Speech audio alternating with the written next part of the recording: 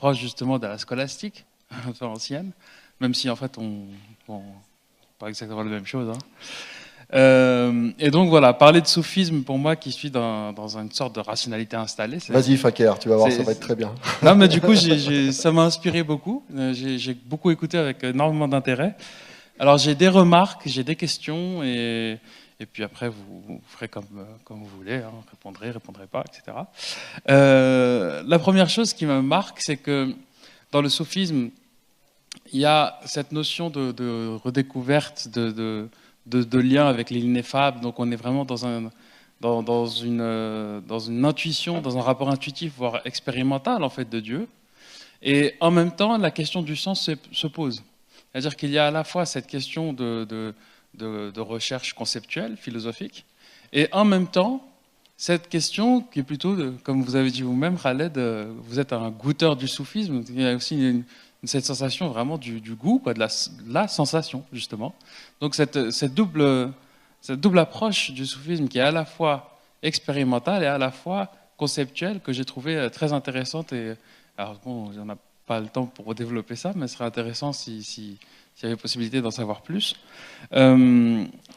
Autre chose que je voulais, et ça c'est une question que je me pose, quel rapport finalement du soufisme avec ce qu'on appelle l'aspect normatif de l'islam, ce qu'on appelle la charia, c'est-à-dire les pratiques religieuses, le jeûne, etc. Parce que je sais que dans le soufisme, les soufis, bon, d'après ce que j'en sais, la majorité respecte donc les rites, même s'ils voient en les rites une sorte d'aspect exotérique, donc ce qu'on appelle le zahir, le manifeste de la religion, de la foi. Et quant à la recherche qu'ils font eux, c'est-à-dire cette tentative d'atteindre l'un dans cette expérience, c'est vraiment le volet batin, donc intérieur et supérieur finalement de la foi. Mais quid du rapport entre le soufisme comme voie mystique et ce qu'on appelle la charia, c'est-à-dire le côté manifeste, obvi. D'après ce que j'ai cru comprendre du soufisme, c'est une question que je pose aussi, est-ce que finalement le soufisme n'est pas une sorte de voie vers l'éveil, comme on peut retrouver ça dans le bouddhisme, notamment dans le bouddhisme zen? Est-ce que le bouddhisme finalement, c'est... Abdenour a parlé tout à l'heure de questions de transformation intérieure. Donc est-ce que c'est une transformation ou est-ce que c'est pas plutôt une sorte d'éveil, c'est-à-dire on a un rapport caché au monde, on a un rapport qui est faussé, et puis on se réveille, on se prend conscience réellement de ce qu'est le monde, de cette wahdat al-wujud, cette unité de l'être, cette unicité de la création. Est-ce que cette unicité de création, cette prise de conscience, est-ce que ça s'apparenterait à l'éveil? En fait, c'est ça ma question, pour être très, très court. Et une dernière remarque à propos, j'ai beaucoup été intéressé par l'aspect soufisme en Perse et en Iran. Et je ne connaissais pas du tout le rapport de la République islamique avec le soufisme. Et ce qui m'interroge maintenant, c'est que je sais, d'après, encore une fois, ce que je peux savoir du soufisme, il y a une grande influence du chiisme en tant que tel sur le soufisme, notamment par le rôle de Ali, qui est considéré comme l'un des pères du soufisme, puisque lui-même est disciple de Mohammed, du prophète. Et donc, ce serait par Ali. On a beaucoup de références à Ali, Hassan, Hussein, même dans le soufisme sunnite, hein, sans parler du chiisme. Et du coup, je m'interroge sur ce rapport. Est-ce que c'est... Du coup, le problème qu'a la République islamique avec le chiisme est un problème qui est plus, à mon sens, mais en même temps c'est une question que je vous pose pour être sûr, est-ce que c'est un problème qui est en fait purement politique, parce qu'ils ne veulent pas perdre le monopole de l'interprétation et du sens, mais qui n'est pas un problème du chiisme avec le soufisme? Voilà, donc c'est un peu la question que je pose. Donc j'ai posé plein de questions, je suis allé un peu partout. Si vous avez réussi à suivre, tant mieux, parce que moi je me suis un peu perdu. Et voilà, donc merci pour vos réponses. Attention, hein, plein de questions, plein de réponses. Hein. Alors, qui veut commencer? Clément. Rapidement, en fait, le soufisme en Iran est purement sunnite jusqu'au XVIe siècle. Parce que la chiitisation de l'Iran commence au XVIe siècle avec la dynastie safavide par le haut. Donc là, on a une majorité de la population qui est sunnite, encore jusqu'au 19e siècle. Donc il faut rester très prudent quand on associe schisme et soufisme, parce que c'est un phénomène très récent. La majorité de la population iranienne est sunnite jusqu'au 19e, jusqu'à la période Qajar. Ensuite, ce qu'on peut dire sur les relations sunnites-chiites vis-à-vis du soufisme, c'est qu'aujourd'hui, les grands saints du soufi sont œcuméniques, je dirais. Ils sont vénérés à la fois par les croyances sunnites et chiites.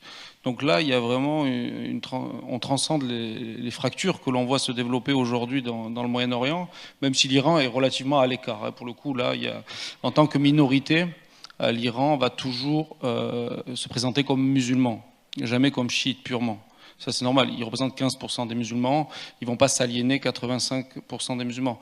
Après, pour répondre plus précisément à la question, est-ce que la République islamique a un problème avec le soufisme en particulier, ou est-ce qu'elle a un problème avec toute forme d'alternative religieuse? Je pense que c'est avec toute forme d'alternative religieuse, parce qu'on voit aussi une forte répression qui s'exerce contre les évangéliques. Donc les protestants qui font beaucoup de prosélytisme, etc. Donc on voit que tout ce qui est, même si le soufisme n'est pas en dehors de l'islam, les pratiques peuvent conduire à une perte du rôle, tout simplement, des clercs.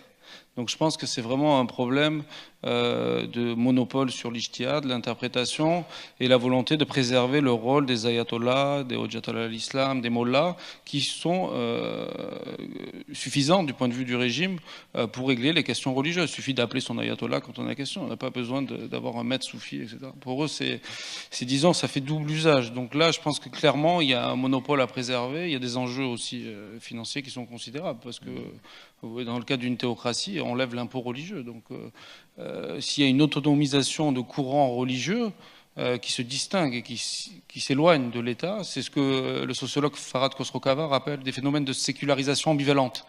Quand le religieux devient politique, le problème pour le religieux, c'est de rester fort et de ne pas s'affaiblir dans la société, parce qu'à partir du moment où il devient politique, s'il y a un rejet du politique, il peut y avoir aussi un rejet du religieux.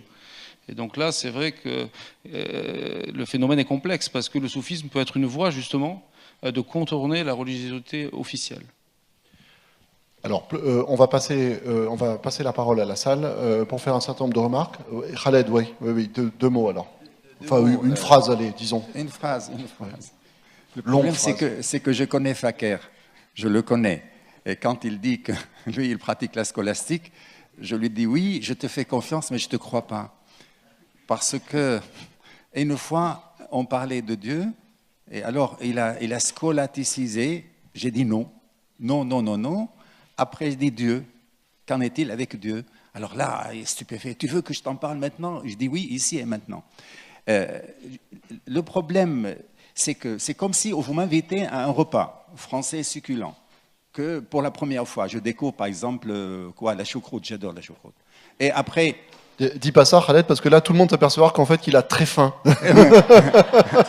Après, je sens les odeurs venir de la cuisine, et au lieu de la servir, vous commencez à me dire comment vous avez fait le marché, et comment vous avez fait la cuisine, comment on met les choux dans les machins, les trucs. Mais moi, j'ai envie de vous dire, enfin, mais faites-moi goûter. Le problème, ce n'est pas la scolastique, ce n'est pas le soufisme, ce n'est pas la théologie, c'est vraiment aider les gens à goûter Dieu par sa grâce, ou bien goûter ensemble. C'est là où réside le problème.